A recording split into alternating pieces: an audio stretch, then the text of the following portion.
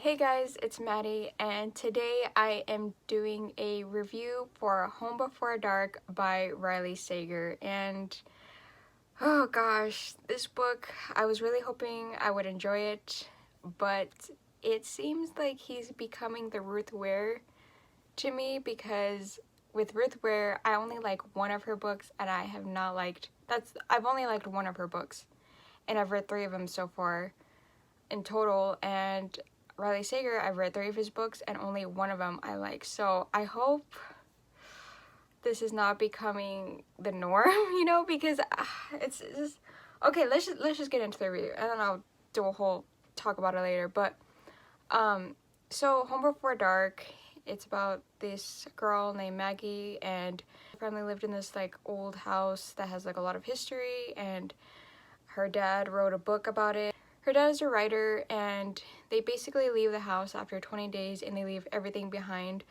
And her dad passed away, which is not a spoiler, it's like right in the beginning. And now she has to go back to the house, and now she wants to sell it and renovate it because she's a designer, so obviously she wants to kind of make a profit. And also she wants to find out the truth because she believes what her dad wrote in the book is all lies, and she doesn't remember her time living there because she was only 5. So that's pretty much where this book takes off, is just her going to the town and to the house. Good concept. It reminded me of the Amityville Horror, obviously, and they even reference it. And I do want to read that book eventually. I don't know when, but I do want to read that book. But gosh, her, like, not only her, but just I didn't care for like anyone in this book. And that's not, I see this with like a lot of my reviews. I don't have to like everyone. I don't have to like a single character, but it's just the story. I can enjoy the story without liking a single character, but just I didn't really care for the story at the same point because I don't know what it was. I think it was just kind of like a fun, I don't know what Riley Sager is trying to do like a fun little like, oh yeah, it's like a homage to like Amityville Horror and just all those haunted house stuff. And I don't. And another point, a question I have is, why is this considered under horror? Like, why is that tag even there? Because I understand there's like a mystery thriller or whatever, but why is it horror? Because I did not see anything in this book that even resembled like horror. Not even the dad's portion, because in the book you read what the dad wrote, his best-selling book, and even that I'm just like, it was just, I don't know, it just reminded me of those like cartoony like little ghost things. Like it just really wasn't doing it for me, and I wanted to have a lot of fun with it. I had a lot of high hopes because I did not care for Lock Every Door, and this book was like slightly better than Lock Every Door because at least I don't even know what to say. I think only because the fact that it reminded me of Amityville Horror. Other than that, I would have gave it just straight up like 2 stars, not even 2.5. I was being nice at that point, in my opinion. But the writing was just, I don't know. I like Riley Sager's like concepts. I think they're very interesting, but just I don't know what it does. Like the execution, it does not work. It just doesn't work with me. Like I just can't. And I don't know. Just oh my gosh. Like so, she's wants to kind of find out what the truth is and stuff, but I cannot. Oh my gosh, you guys, like so many times in this book she says, well, this can't be true, right? Or like it has to be, this can't be real, when weird stuff starts happening in the house. And this book is like 300 and some pages. Like I think it's 370 pages. I don't even know. I really don't care. I think it was like I was at like the 250 page mark, a little bit above that, and she kept saying that.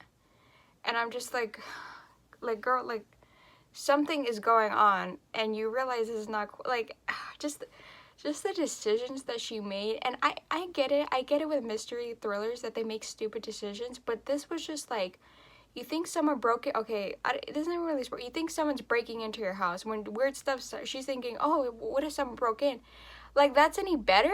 Like, I'm sorry, like, I mean, okay, yes, there's, if there's a ghost, that's one thing, but dang, if someone is actually in your house, for me, I'd be more terrified of that because I'm like, there's an actual person in here. It was just, I don't know, like, why was she still there? Like, the moment that someone was breaking into the house, I wouldn't have wanted to stay there. I would have just slept somewhere else. Like, I don't, yeah, anyways.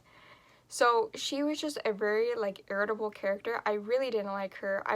She kept being denying. She was denying and denying that something was weird going on. Like, gosh, it doesn't even have to be ghosts at this point. Just something weird is going on. And the ending, guys. Let's just say that with Lock Every Door, I was left with like a that's it, you know, kind of feeling. And with this, it seemed like Riley Sager was just trying to go like twist after twist after twist in a matter of like 20 pages. Like, oh, you think this happened? Okay, well, actually this happened, but then this is what actually happened. I'm just like it wasn't at this point it wasn't even surprising. I was just like I was rolling my eyes at this point, and I'm just like, this is not good. Like, this, like, you're trying way too hard and it's not even good. That's the thing. And it's so sad because like I wanted to like this book because of it reminded me of Amityville Horror, and it just didn't work. And I'm just like, I wish. And I noticed with, you know, this, it was, you know, I feel like Amityville Horror definitely inspired this, and with Rosemary's Baby, with Lock Every Door, inspired this. At this point, I'm just like, can you please come up with their own stuff, even though nothing's really original because everyone's written so many things, but at least try to not be so direct with your references and your inspirations, because it's not doing it for me. But then again, I'm just one person, so who cares, because this book has like a 4 point some rating on Goodreads, and I have rated this a 2.5. But like I said, I'm like ranting on Riley Sager's work. I don't know, I really want to like his work. I feel like I'm giving him so many chances, and this is why I haven't read Final Girls, because I'm very terrified that I'm gonna hate that book too. Not that I hated these books, but I just thought they were really just books that you could just check out from the library, thankfully, and just read it once and be like, okay, I read it, it wasn't for me. Final Girls, I'm just like, I feel like I might really not like that book, so that's why I haven't read it. I don't know if I should. Is that even better than all these books? Because a lot of people like these books way more than Final Girls. I'm just like, so, I mean, I don't know.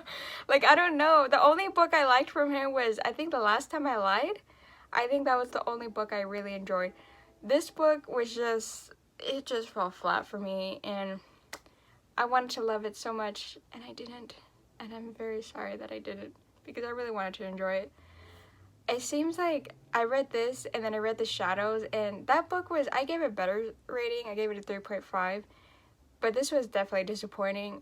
And yeah, definitely when this year ends, this is gonna be like the first book on my disappointing, you know, reads list, because I was really hoping to enjoy it. And also I saw that he has another book coming out this year in July or June or something, and it's called Survive the Night, and I like the cover.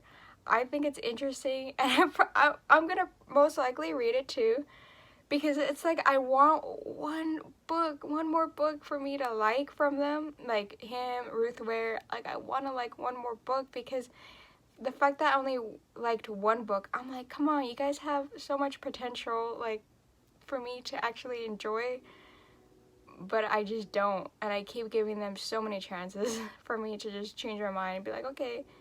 Like, some people, I mean, there are some people's favorite author, and I don't like their books. I just don't really care for them. But that's why I want to read all of their books, so I can make my own judgment, even though that means I have to read Final Girls. And I saw someone's review, and just the stuff that they listed, what they didn't like, is exactly what I don't like either. And I'm just like, oh, I don't mind characters making stupid decisions, but at some point it is so blatantly obvious in your face that it's just like, please take a seat and calm down, because you're not doing it right. So anyways, that is it for this video. I'm sorry, y'all. Like, I just had to go on a tangent. I don't know if you guys want me to go into spoilers. Maybe I'll do a spoiler review for this book, so I can tell you exactly what I don't like, because oh yeah, there was a lot I really didn't like. So let me know if you guys want to see that. So I hope you guys enjoyed this review, and I will see you guys later. Bye bye.